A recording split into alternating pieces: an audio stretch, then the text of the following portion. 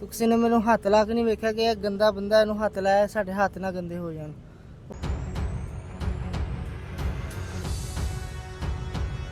अस्सलाम वालेकुम नाज़रीन, आप डेली प्रवास देख रहे हैं। आज मेरे साथ आबिद भाई मौजूद हैं जो सोशल मीडिया पे बहुत ज़्यादा वायरल हैं। लोगों का कहना है कि ये वफात पा चुके हैं, लेकिन ये हयात है, हमारे साथ हैं। इन्हीं से पूछते हैं इनके साथ क्या मामला हुआ जिसकी वजह से लोग आज इनको कह रहे हैं कि ये मर गए हैं, मर गए हैं। अस्सलाम वालेकुम। वालेकुम सलाम। कैसे हैं आप? ठीक ठाक तुसी सुनाओ। आपके साथ क्या मामला हुआ जिसकी वजह से आपकी वीडियो वायरल हुई कि या क्या वो वीडियो रियल थी? रियल थी। तो आपके साथ कैसे मामला हुआ ये? मैं काम ते जाना वा, रोजाना काम करते जाना, घरां च कचरा चुकना वा, गंदगी घरां दी लोकां दी साफ करना वा। वो किसी ने टीका विच नशे दा ऐसा सुट्टा ही कि मेरे सिरिंज लगी है ते उंदे नाल मैं बेहोश हो गया वा। तकरीबन अद्धा घंटा मैं बेहोश रहा वा, किसी ने हत्थ तक नहीं उत्थे लाया। मैनू इस चीज़ का दुख है। मैं हालांकि इन्हां दी मुहल्लेदारां दा इन्हां दा कचरा चुकना वा सारी उम्र हो गई सानू काम करदियां।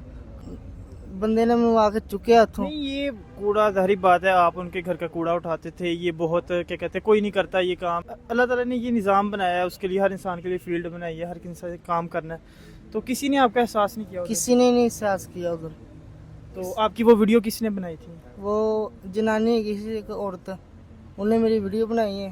वीडियो बना के तो उन्हें चार दी टिकटॉक ते, वो टिकटॉक ते वो वायरल हो गई। मेरी ना रिश्तेदारां विच इज्जत ना मेरी बाहर इज्जत। उन्होंने ਇਹ पता ही कि ਇਹ नशा करके कोई डिग गया ਤੇ ਨਸ਼ਾ ਅਸੀਂ ਕੋਈ ਕਰਦੇ ਨਹੀਂ ਸੀ। ਮਾਰੇ ਬੰਦੇ ਅਸੀਂ ਕਿੱਥੋਂ ਨਸ਼ਾ ਕਰੀਏ? ਘਰ ਦਾ ਢਿੱਡ ਪੂਰਾ ਕਰੀਏ ਜਾਂ ਨਸ਼ਾ करिए? नहीं तो आपके साथ लोग, आपकी फैमिली को कैसे पता चला कि आपके साथ ये बात? फैमिली को ऐदा पता लगा, मेरे नंबर तो फोन घर गया। तो जो फोन गया ना तो बंदे ने आख्या ਇਹਦੀ ਡੈਥ ਹੋ ਗਈ ਤੇ ਉਹ ਘਰ ਦੇ ਸਾਰੇ ਰੋਣ ਲੱਗ ਪਏ, ਪਰੇਸ਼ਾਨ मतलब कि ਰੋਣ ਲੱਗ ਪਏ ਕਿ ਕੀ ਹੋ ਗਿਆ। ਤੇ ਫਿਰ 1-2 ਵਾਲੇ ਆਏ ਨੇ ਜਿਹੜੇ, ਉਹਨਾਂ ਨੇ ਮੈਨੂੰ ਉੱਥੋਂ ਲਾਇਆ ਰਿਸ਼ਕੇ ਤੋਂ ਲਾ ਕੇ ਉਹਨਾਂ ਨੇ ਫਿਰ ਮੈਨੂੰ ਜ਼ਮੀਨ ਤੇ ਲੰਮਾ ਪਾਤਾ। ਜ਼ਮੀਨ ਤੇ ਲੰਮਾ ਪਾ ਕੇ ਫਿਰ ਉਹਨਾਂ ਨੇ 4 ਰੁਪਏ ਬਾਅਦ ਚੋਂ ਕਿਸੇ ਨੇ ਲਿਆ ਕੇ ਦਿੱਤੀ, ਫਿਰ ਉਹਦੇ ਤੇ ਮੈਨੂੰ ਲੰਮਾ ਪਾਤਾ। ਤੇ ਫਿਰ ਮੈਨੂੰ ਟੀਕਾ ਟੁਕਾ ਲਾਇਆ ਉਹਨਾਂ ਨੇ, ਦੱਸੀ ਮੈਨੂੰ ਤੇ ਹੋਸ਼ ਆ ਗਿਆ बस। तो आपको क्या कहते हैं, किसी ने नहीं देखा? 112 वाले ने तो आपको चलो उठाया आके, पहले उससे पहले किसी ने आपको नहीं किसी देखा? ने नहीं देखा दो, मैंने किसी ने नहीं देखा है। वहाँ बस तमाशा वेखदी भी सीधा तमाशा ला खलोते हैं। ऐ नहीं उन्होंने पता चलिया ये बंदा जिंदा है, इहदे ते असीं पानी का छट्टा ला के वेख लीए ऐ वाकई मर गया कि जिंदा है। उदों मैनूं किसी ने करके हत्थ तक नहीं लाया। मैनूं ऐ बात दुख होया, मैं उन्हां दी गंदगी साफ करना वा। जी बिल्कुल, ये काम तो बस क्या कहते हैं कोई नहीं करता, लेकिन लोगों को चाहिए था कि आपका ख्याल करते। तो आपको उस वक़्त जब आपके ये लगा हाथ में, तो आपको नहीं आइडिया हुआ कि ये मुझे नशा आ रहा है या ऐसा वैसा कुछ? हाँ पता लग गया सी, मेरे हत्थ ते लगा ना कि 2 मिनट बाद मेरा दिमाग घूमन लग पिया, पता नहीं की हो गया। तो उत्थे फिर मैं बेहोश रिश्के ते ऐसे बेहोश हो गया। तो वीडियो मेरी औरत ने बनाई, वीडियो ने बना के 4 टिकटॉक ते वायरल हो गया। तो आपके साथ उसके बाद लोगों ने रब्ता किया? वो नहीं फिर किया उस दोबारा हफ्ता। तो आपकी फैमिली का क्या तासुर था, क्या कहते हैं, कितने कितने टाइम बाद उनको पता चला? उन्होंने घंटे 2 घंटे बाद उन्होंने पता चलिया। तो उदों मैं सही हो गया सी, जो उन्होंने पता चलिया ना उदों बिल्कुल सही हो गया सी।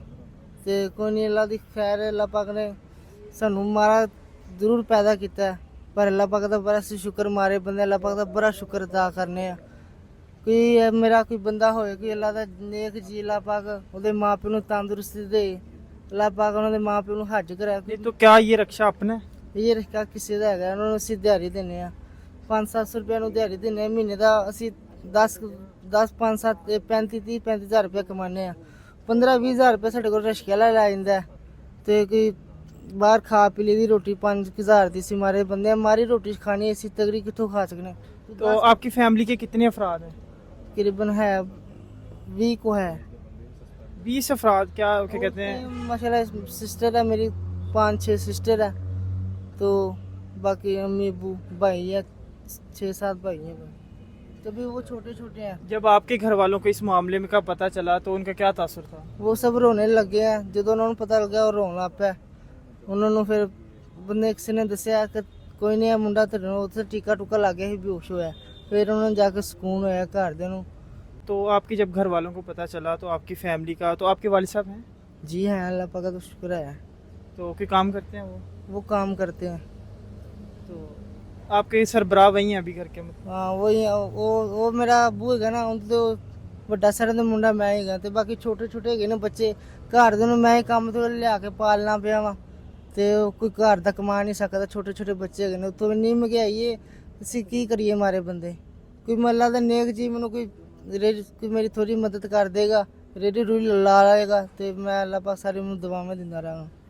तो जब जो आप ये काम कर रहे हैं, ज़ाहिर बात है गंदगी उठाना लोगों की ये बहुत मुश्किल काम है, तो ये कोई नहीं करता, तो उस टाइम किसी ने कोई आपको देखा ही नहीं? ਕਿਸੇ ਨੇ ਨਹੀਂ ਦੇਖਿਆ, ਉਦੋਂ ਮੈਂ ਇਕੱਲੇ ਹੀ ਉੱਥੇ ਇਸ ਤਰ੍ਹਾਂ ਹੋਇਆ ਸੀ ਸਿੱਧਾ, ਤੇ ਕਿਸੇ ਨੇ ਨਹੀਂ ਵੇਖਿਆ, ਮਹੱਲੇਦਾਰ ਆਏ ਸੀ ਸਾਰੇ, ਉਹ ਤਮਾਸ਼ਾ ਲਾ ਵੇਖਦੇ ਪਏ ਸੀ ਮੇਰੇ ਵੱਲ ਕਿ ਇਹ ਮਰ ਗਿਆ ਮੁੰਡਾ, ਤੇ ਕਿਸੇ ਨੇ ਮੈਨੂੰ ਹੱਥ ਲਾ ਕੇ ਨਹੀਂ ਵੇਖਿਆ ਕਿ ਇਹ ਗੰਦਾ ਬੰਦਾ, ਇਹਨੂੰ ਹੱਥ ਲਾਇਆ, ਸਾਡੇ ਹੱਥ ਨਾ ਗੰਦੇ ਹੋ ਜਾਣ। ਉਹ ਕਿਸੇ ਬੰਦੇ ਨੇ ਹੱਥ ਨਹੀਂ ਲਾਇਆ। ਉਹ 1 2 ਵਾਲੇ ਆਉਂਦੇ ਨੇ, ਫਿਰ ਉਹ ਮੇਰੇ ਆ ਕੇ ਉਹਨਾਂ ਨੇ ਉਹਨੂੰ ਲਾਂਦੇ ਨੇ ਥੱਲੇ, ਲਾ ਕੇ ਤੇ ਇਹਨਾਂ ਨੇ ਮੈਨੂੰ ਮੰਜੇ ਤੇ ਲੰਮਾ ਪਾਤਾ। ਜਦੋਂ ਉਹਨਾਂ ਨੇ ਲੰਮੇ ਪਰ ਟੀਕਾ ਟੁਕਾ ਲਾਇਆ, ਫਿਰ ਮੈਨੂੰ ਹੋਸ਼ ਆ गई। तो नाज़रीन ये थी इनकी कहानी। तो लोगों को चाहिए आजकल किसी में एहसास नहीं है, मुआशरा हमारा किस तरफ जा रहा है, तो आप क्या लोगों को, देखने वालों को क्या मैसेज देना चाहेंगे? देखने वालों ने मैसेज दांगा, जी मेरी वीडियो बनी है वो डिलीट की है, बस यही मैसेज देना चाहूँगा और कोई। तो आज हमारे मुआशरे में एहसास की किस कदर कमी होती जा रही है, लोग एक किसी का एहसास नहीं करते, किसी का ख्याल नहीं करते। तो मिलेंगे इंशाल्लाह नई वीडियो में, तब तक के लिए अपना ख्याल रखिएगा। अल्लाह निगहबान।